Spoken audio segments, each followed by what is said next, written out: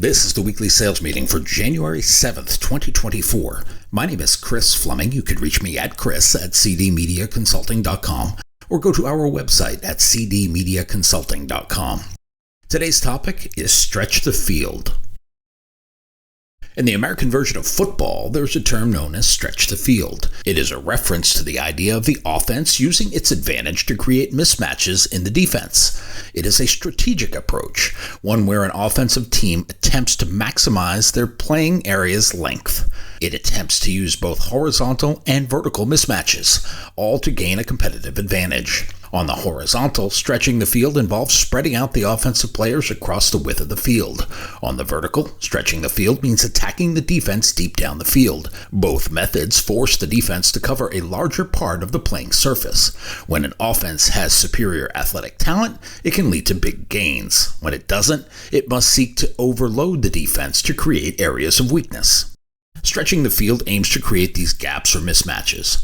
Doing so exploits the available space, and that action will open passing lanes or create running lanes. Either way, it creates opportunities for big plays. It is a strategic maneuver to keep the opposing defense on its heels. It maximizes the offensive team's scoring potential. In the current era of American football, these methods favor the offense. One might make the argument that the rules are crafted in such a way to favor the offense. The defensive rules have morphed over the last 20 years to increase scoring. More scoring equals more fan engagement, but this wasn't always the case.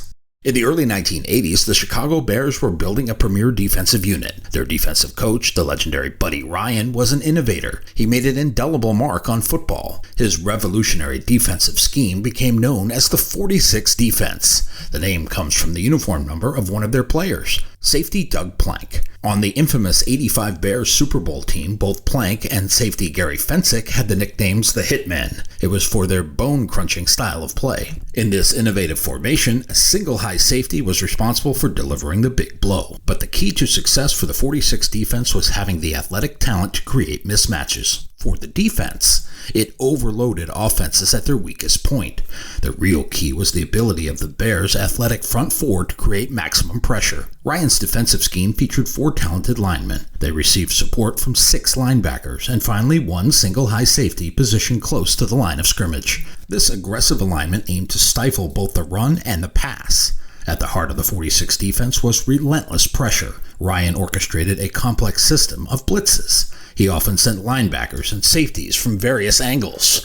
It created confusion for offensive lines and quarterbacks, disrupting their plays. In the 70s and the 80s, the NFL was dominated by running backs. It was the primary aim of the 46 defense to halt the run. By putting 8, 9, or even 10 men close to the line of scrimmage, it forced opposing offenses to run into a crowded box. This made it tough to gain yardage on the ground, to say the least. This defense was adept at neutralizing the running game. This left passing as the primary weapon against the 46.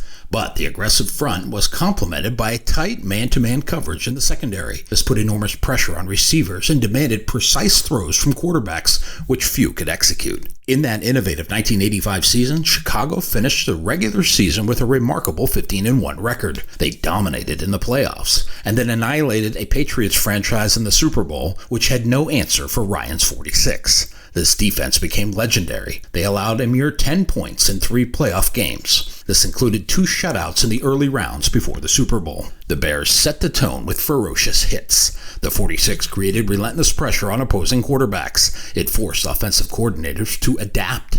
They had to go back to the drawing board and find ways to counter the aggressive nature of the 46. Like anything else that works that well, it was often imitated but never replicated. Other NFL teams began incorporating elements of the 46 into their schemes. We can still see elements of this defense in today's modern game, although the rules have changed over the years to stifle some of this aggression. One might say that the 46 defense revolutionized the way teams play. It ushered in an emphasis on defensive athleticism. Pressure, aggression, and physical ability became the mainstays of modern defense. They only had one blemish in an otherwise perfect season, and what it took is someone who could stretch the field and use the aggression of the 46 as a weapon for the offense. This brings us to the one blemish on the record of the 46 defense that season.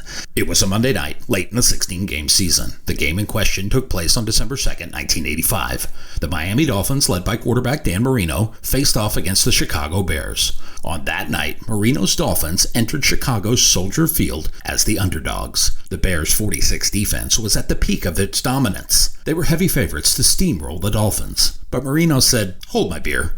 His performance in this game is nothing short of extraordinary. He displayed pinpoint accuracy. He made quick decisions against the 46 defense. He displayed a total understanding of what the defense was trying to do. He used their strengths against them. He systematically dismantled the 46. His team was able to expose the defensive weakness with surgical precision, something which had not been done to this point in the season. To create an advantage for the offense, Marino used his famous lightning-quick release. He got rid of the ball so quickly that the Bears' fearsome pass rush couldn't reach him in time. This neutralized the pressure element the 46 relied on. Next, his ability to read the defense and react identified the open areas in the Bears' coverage. The Dolphins were able to take advantage, so much so that for one game in December, the 46 finally had to adjust. For most of the second half, they abandoned their usual blitz-heavy strategy. Miami was able to use their own weapons to their advantage. This meant using their athletic and sure-handed wide receivers. For those who recall, that receiving core consisted of the Marks, Clayton and Duper, and Nat Moore. Marino was able to stretch the field against this aggressive Bears defense. Miami's performance proved that the 46 defense was vulnerable, but it would be several more years before offenses figured out how to scheme to defeat it. Much of the blueprint provided by that game was about the concept of stretching the field. It was about using the aggression of the defense as an offensive weapon. It was to soften the defense and get them to change out or move away from their strengths, thus making them average. Modern football is a game of mismatches. Both sides of the ball are trying to leverage perceived strengths and weaknesses. Buddy Ryan was an innovator on defense. He found ways within the rules to create massive advantages for his team. Meanwhile, others tried to do it on offense. In the 1970s, Lavelle Edwards was a coach at Brigham Young University. He gets credit for creating a pass-happy spread offense known as the air raid. This is a spread formation designed to put the defense at a disadvantage. Coach Edwards was betting that his spread formation could create openings and mismatches for his receivers. He was also betting on his superior athletic talent at skill positions. Another variation of this was the run and shoot, popularized by Mouse Davis. He read about it in a book called Run and Shoot Football, Offense of the Future, by Tiger Ellison. Davis took it to another level, playing without a tight end and employing a scheme that put a premium on speed. By stretching the field both horizontally and vertically, it opened more opportunities for the offense. It gave the offense a major advantage. In the 1990s, the spread offense took over the college game. 3 yards and a cloud of dust were out. Pass-happy attacks led by Hal Mumme at Kentucky and Mike Leach, who was on staff with Mumme at UK at Texas Tech, took Lavelle Edwards' system to another level. They ushered in an extra level of speed to the offensive game. Cue the no-huddle offense, quick passes, and a relentless focus on passing efficiency. The spread offense is now a prevalent offensive strategy. The emphasis is on spreading the field. This spread creates mismatches, and it uses the passing game to gain a competitive advantage. How does this translate to selling? We can use this stretch the field strategy to give ourselves a competitive advantage. A well-crafted offense can create more opportunities than an aggressive defense. The defense is always reacting to the ball movement, while the offense is creating the movement. The offense gets to react to the defensive alignment last. We can take that and craft an offensive strategy for our sales teams. We can be first to the market with a strategy to present worthwhile opportunities. Our aggressive movement can command premium pricing positions because we said so. And when it is new, interesting, and different, we get to put our signature on it and stamp it as unique. That can command a premium. Others are content in taking what the defense will give them. Those who ask the budget question hem themselves in and place caps on their own growth. When we cede control of the marketing conversation to someone who is not an expert in the marketing process, we allow the defense to win. There are usually two people in the marketing conversation. There's you and your customer, and one of those should be an expert. Here's a hint. It should never not be you. You need to present, carry, act, and represent yourself as the definitive expert on the subject. Then you need to back up that claim with actions supporting it. Develop a strategy for your customers. Show them what it takes to be successful using your product. Do not fall in the trap of letting them dictate how they will use your outlet. they will hold you responsible for the success of their campaign, and this is often based on anemic or suboptimal investment levels. Stretch the field. Let them know the possibilities and capabilities you provide. Show them how they can impact success. You are not only representing broadcasts, you also have digital holdings, event marketing, database development, and mobile opportunities. How will these dovetail into the total strategy? Above all, don't shy away from the price of what you sell. Hold the line on this number. Years ago, I had a television competitor selling weekend sports. You could count on them to drop the price in a panic sales strategy as the event approached. They trained customers to never buy on Monday. Advertisers knew the price would be half by Friday. My strategy is different. I want to stretch the field. I want to establish the first offer as the value proposition. It gets increasingly more expensive as the week goes on. This defies conventional wisdom and client training was provided free of charge by us over time.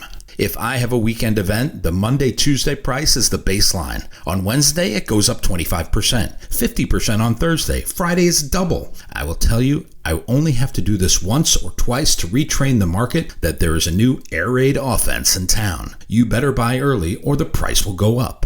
It defies conventional wisdom. It goes against the grain, but it is inspired by the pioneers who were able to stretch the field. It will give you a competitive advantage. My new book, 52 Weekly Sales Meetings, is now available on Amazon.com. If you like what you have heard here today, please consider ordering a copy or two. You can always send one to a friend. Go to cdmediaconsulting.com right now and follow the instructions to order.